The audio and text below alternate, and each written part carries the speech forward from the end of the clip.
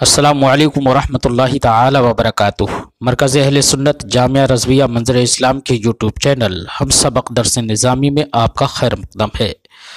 پیارے بچوں، جنہوں نے اب تک ہمارے چینل کو سبسکرائب نہیں کیا ہے وہ ضرور سبسکرائب کر لیں اور بیل آئیکن بھی ٹچ کر دیں تاکہ کوئی بھی اپلوڈ آئے وہ اس کی نوٹیفیکیشن آپ تک فوراً پہنچ جائے، اور اپنے ساتھیوں سے بھی شیئر کریں، اور بات پسند آئے تو لائک بھی کریں۔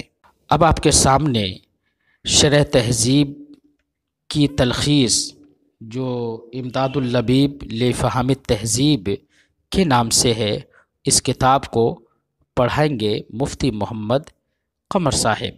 آپ ان کو بغور سماعت فرمائیں۔ بسم اللہ الرحمن الرحیم وبطریق یخسر۔ ما قبل میں آپ نے 3 صفحوں میں اشکال اربع کے شرائط کو جو ضابطہ شامل تھا اس ضابطے کو ملاحظہ کیا۔ جو ضابطہ ما قبل میں ذکر کیا گیا وہ ضابطہ کائے کا ضابطہ تھا اشکال اربع کے شرائط کو شامل ہونے کا، اشکال اربع کے ضروب منتجہ کے شرائط کو شامل ہونے کا۔ فرماتے ہیں وہی ضابطہ جو 3 صفحے میں ما قبل میں بیان کیا گیا اس کو یہاں پر مختصر طریقے پر 1 صفحے میں پیش کیا جا رہا ہے، بلکہ 1 سے بھی کم میں پیش کیا جائے گا۔ ضابطے میں آپ نے ضابطے کے امر اول میں آپ نے پڑھا حد اوسط کی موضوعیت کا عام ہونا، حد اوسط کی، تو آپ نے یہ جانا تھا کہ حد اوسط کی موضوعیت کے عام ہونے کا مطلب کیا ہے، تو بتایا گیا تھا کہ حد اوسط کی موضوعیت کے عام ہونے کا مطلب یہ ہے کہ وہ مقدمہ جس میں حد اوسط موضوع ہے وہ مقدمہ کیا ہونا چاہیے، کلیہ ہونا چاہیے۔ ٹھیک، تو اب ہم دیکھتے ہیں جہاں جہاں جناب والا حد اوسط موضوع بن رہا ہے تو وہاں پر وہ مقدمہ کلیہ ہے یا نہیں۔ تو ہم نے جب یہ غور و فکر چھان بین شروع کی تو پتہ چلا شکل اول میں جناب والا حد اوسط کیا ہوتا ہے، کبرا میں موضوع ہوتا ہے۔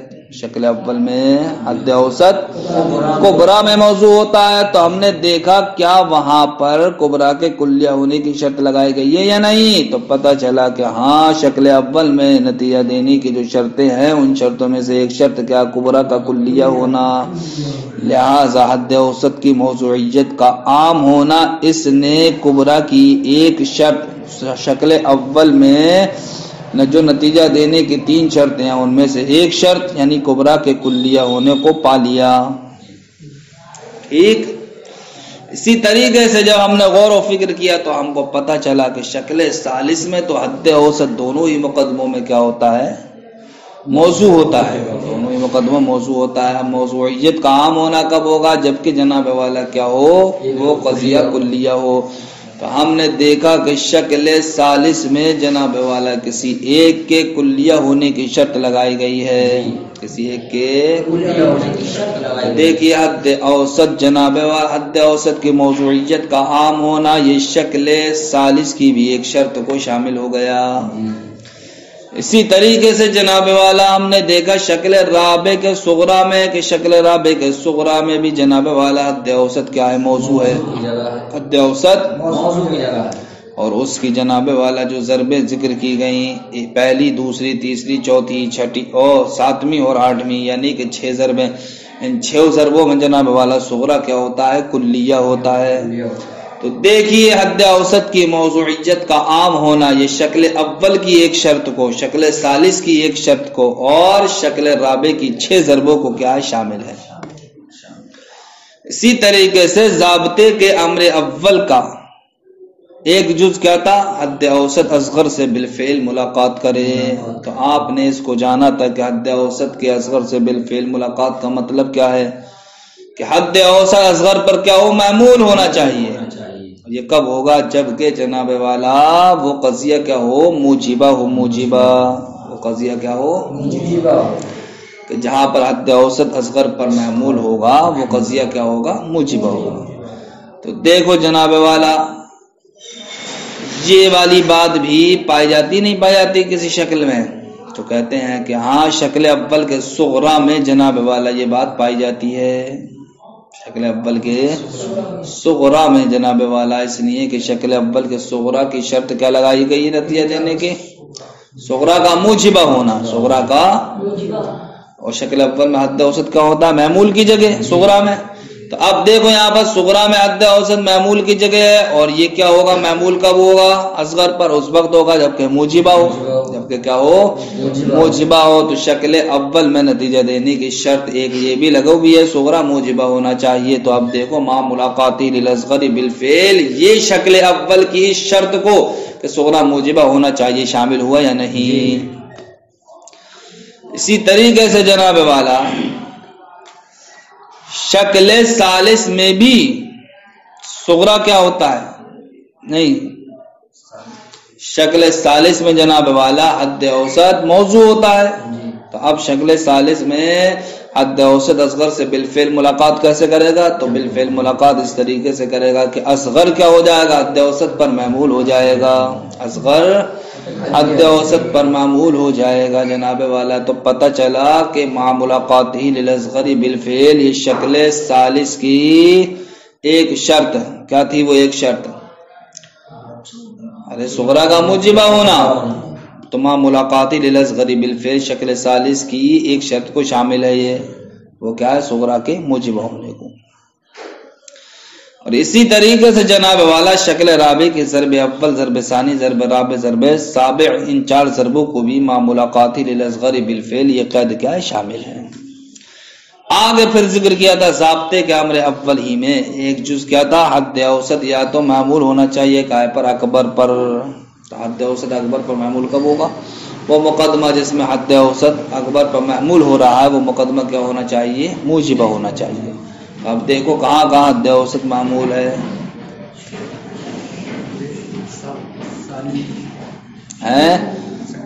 شکل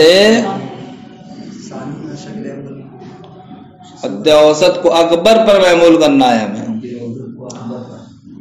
حد اوسط کو اکبر پر معمول کرنا ہے۔ تو شکل اول میں حد اوسط کہاں ہوتا ہے؟ صغرا میں، صغرا میں معمول کی جگہ، اور کبرا میں موضوع کی جگہ ہوتا ہے۔ تو یہ قید تو وہاں فائدہ دے گی نہیں۔ اور شکل ثانی میں حد اوسط دونوں معمول کی جگہ ہوتا ہے، لہذا اب یہ حد اوسط کا اکبر پر محمول ہونا یہ کام دکھائے گا کہاں؟ شکل ثانی میں۔ اور کہاں دکھائے گا بھائی؟ شکل ثالث میں دکھائے گا، اس لیے کہ حد اوسط دونوں میں موضوع کی جگہ، ہاں موضوع کی جگہ ہے وہاں پر۔ شکل رابع میں ہے شکل رابع میں تو جناب والا حد اوسط کا اکبر پر محمول ہونا یہ صرف و صرف کس کو شامل ہے؟ شکل رابع کی ذکر ہونے والی ضربوں کو۔ وہ کیا ہے؟ ضرب اول ہے، ضرب ثانی ہے، ضرب ثالث ہے، اور ضرب ثامن۔ تو اب اس قید کے ذریعے سے جناب والا اشارہ ہو گیا شکل رابع کی پہلی ضرب، دوسری ضرب، تیسری ضرب اور آٹھویں ضرب کی شرائط منتجہ کی جانب۔ تو حاصل کلام یہ نکلا کہ تردید کی شک اول یعنی کہ حد اوسط کی موضوعیت کا عام ہونا حد اوسط کی اصغر سے بالفعل ملاقات کے ساتھ، یا پھر حد اوسط کیا ہو؟ اکبر پر محمول ہو، اس ضابطے کے امر اول سے اشارہ جناب والا کس کی جانب ہوا؟ کبرا کے کلیہ کی جانب ہوا، اور صغرا کے موجبہ ہونے کی جانب ہوا، اور صغرا کے بالفعل ہونے کی جانب ہوا۔ تو جناب والا کبرا کے کلیہ ہونے کی شرط اور صغرا کے موجبہ ہونے کی، صغرا کے بالفعل ہونے کی شرط کہاں پر ہے؟ یہ تو شکل اول میں ہے، قائم ہے۔ لہذا یہ ضابطے کا امر اول شکل اول کی تمام شرائط کو کیا ہے؟ شامل ہے۔ اور جناب والا تو مقدموں میں سے کسی ایک کے کلیہ ہونے کی جانب بھی یہ ضابطے کا امر اول اشارہ کر رہا ہے، اور جناب والا صغرا کے موجبہ، صغرا کے بالفعل ہونے کی جانب، تو یہ تو شرائط کس کے ہیں؟ شکل ثالث کے ہیں۔ لہذا پتہ چلا ضابطے کا امر اول شکل ثالث کے بھی تمام شرائط کو کیا ہے؟ شامل ہے۔ اور جناب والا یہی ضابطے کا امر اول شکل رابع کی ذکر کردہ ضربوں کو بھی کیا ہے؟ شامل ہے۔ تو اب یہ ضابطے کا امر اول شکل اول کی تمام شرائط کو، شکل ثالث کی تمام شرائط کو، اور شکل رابع کی ذکر کردہ ضربوں کو کیا ہے؟ شامل ہے۔ تو معنی عموم موضوعیت الاوسط یا حد اوسط کی موضوعیت کے عام ہونے کا معنی کیا ہے؟ کلیت مقدمۃ فیہا الاوسط، کہ وہ مقدمہ کا جس میں حد اوسط کا وہ موضوع ہو، کلیہ ہو. والاوسط موضوع فی کبریٰ شکل الاول، اور حد اوسط موضوع ہے شکل اول کے کبریٰ میں. وہی کلیت حتما، اور جناب والا شکل اول کا کبریٰ یقینی طور پر کلیہ ہوتا ہے. وہ موضوع فی مقدمۃ الشکل الثالث، اور شکل ثالث کے دونوں مقدموں میں حد اوسط کیا ہے؟ موضوع ہے. واحداہما کلیت لزوما، اور جناب والا شکل ثالث کے دونوں مقدموں میں سے ایک کا کلیہ ہونا کیا ہے؟ لازم ہے. وہ موضوع فی صغرى الشکل الرابع، شکل رابع کے صغرا میں حد اوسط کیا ہے؟ موضوع ہے. والصغرى کلیۃ، اور صغرا کیا ہے؟ شکل رابع میں کلیہ ہے. کہاں کہاں؟ ضرب اول میں، ضرب ثانی، ضرب ثالث، ضرب رابع، ضرب سابع اور ضرب ثامن میں. لہذا حد اوسط کی موضوعیت کا عام ہونا شکل اول، شکل ثالث اور شکل رابع کی کچھ ضربوں کو کیا ہوا؟ شامل ہوا ہے. ومعنی ما ملاقاتی، لیکن جناب والا ابھی دیکھو شکل اول کی تمام شرطوں کو شامل نہیں ہوا یہ حد اوسط کی موضوعیت کا عام ہونا، بلکہ ایک ہی شرط کو تو شامل ہوا ہے. ایسے ہی شکل ثالث کی بھی ایک ہی شرط کو، ایسے ہی شکل رابع کی جو ضرب ذکر کی گئی ہیں ان کی بھی ایک شرط کو شامل ہوا ہے. ومعنی ملاقاتی للاصغر بالفعل، اور حد اوسط کی اصغر سے بالفعل ملاقات کا معنی کیا ہے؟ تو حمل الاوسط علی الاصغر ایجابا، حد اوسط کا محمول ہونا ہے اصغر پر ایجابا، وبالفعل اور بالفعل، کما فی صغرى الشکل الاول، جیسا کہ شکل اول کے صغرا میں. او حمل الاصغر علی الاوسط ایجابا، یا جناب والا اصغر کا محمول ہونا حد اوسط پر ایجابا وبالفعل اور بالفعل، کما فی صغرى الشکل الثالث، جیسا کہ شکل ثالث کے صغرا میں. والضرب الاول والثانی والرابع والسابع من الشکل الرابع، اور جناب والا شکل رابع کی ضرب اول، ضرب ثانی، ضرب رابع اور ضرب ثامن میں. لہذا یا ملاقاتی للاصغر بالفعل، یہ اتنی شرطوں کو کیا ہو گیا؟ شامل ہو گیا جو ذکر کی گئی. اور اکبر کی وہ حد اوسط کا اکبر پر محمول ہونے کا معنی کیا ہے؟ حد اوسط جناب والا محمول ہو اکبر پر ایجابن ایجابن، کما فی الضرب الاول والثانی، جیسا کہ شکل رابع کی ضرب اول میں ہوتا ہے، ضرب ثانی میں ہوتا ہے، ضرب ثالث میں ہوتا ہے، ضرب ثامن میں ہوتا ہے. من الشکل الرابع، شکل رابع کی. فبهذا الشق الاول، یا فبهذا الشق الاولی، تو اس شق اول کے ذریعے تردید کی، اس شق اول کے ذریعے سے، یعنی کہ حد اوسط کی موضوعیت کا عام ہونا ما ملاقاتی للاصغر بالفعل، حد اوسط کے اصغر سے بالفعل ملاقات کے ساتھ، او حملہ علی الاکبر، یا حد اوسط کے اکبر پر محمول ہونے کے ساتھ. تمت الاشارۃ الی کلیۃ الکبریٰ، یہ کبریٰ کے کلیہ ہونے کی جانب اشارہ مکمل ہو گیا. و ایجاب الصغریٰ، اور صغریٰ کے موجبہ ہونے کی جانب، و فعلیت ہوا، اور اس کے بالفعل ہونے کی جانب، فی الشکل الاول، شکل اول میں. و الی کلیۃ احدی المقدمتین، اور دو مقدموں میں سے ایک کے کلیہ ہونے کی جانب. و ایجاب الصغریٰ، اور صغریٰ کے موجبہ ہونے کی جانب. و فعلیت ہوا، اور اس کے بالفعل ہونے کی جانب، فی الشکل الثالث، کہاں پر؟ شکل ثالث میں. و الی الضروب المذکورۃ من الشکل الرابع، اور ذکر کردہ شکل رابع کی ضربوں کی جانب بھی. ومعنی قولی عموم موضوعیت الاکبری، اور ضابطے کا جو امر ثانی تھا اس کا پہلا جز کیا تھا؟ اکبر کی موضوعیت کا عام ہونا. اس کا مطلب کیا ہے؟ وہ مقدمہ جس میں اکبر کیا ہے؟ موضوع ہے، وہ کیا ہونا چاہیے؟ کلیہ ہونا چاہیے. والاکبر موضوع فی الشکل الثانی، اور جناب والا اکبر موضوع ہے شکل ثانی میں. اکبر موضوع ہے شکل ثانی میں. تو اب اس کی موضوعیت عام کب ہوگی؟ جبکہ جناب والا شکل ثانی کا کبریٰ کیا ہونا چاہیے؟ کلیہ ہونا چاہیے. تو کیا وہاں پر کلیہ کی شرط لگی ہے؟ وہ کبریٰ وہ کلیۃ حتما، شکل ثانی کا کبریٰ کیا ہوتا ہے؟ یقینی طور پر کلیہ ہوتا ہے. وہ موضوع فی الشکل الرابع، اور شکل رابع میں بھی موضوع جناب والا کیا ہوتا ہے؟ اکبر ہوتا ہے. ومعنی قولہ، اور مصنف کے قول مع الاختلاف فی الکیف، کیفیت میں اختلاف کے ساتھ. اس کا مطلب کیا ہے؟ اختلاف الصغریٰ والکبریٰ ایجابا و سلبا، صغریٰ و کبریٰ کا ایجاب و سلب کے اعتبار سے مختلف ہونا. وہذا مشروط فی الشکل الثانی، تو یہ جناب والا شرط لغوی ہے شکل ثانی میں، وفی الشکل الرابع، اور شکل رابع میں، فیما سوى الضربین الاولین، پہلی دو ضربوں کے علاوہ میں، والکبرى کلیۃ فی الضرب الثالث والرابع والخامس والسادس منہ، اور جناب والا شکل رابع کی ضرب ثالث، ضرب رابع، ضرب خامس، ضرب سادس میں کبرا کیا ہے؟ کلیہ ہے۔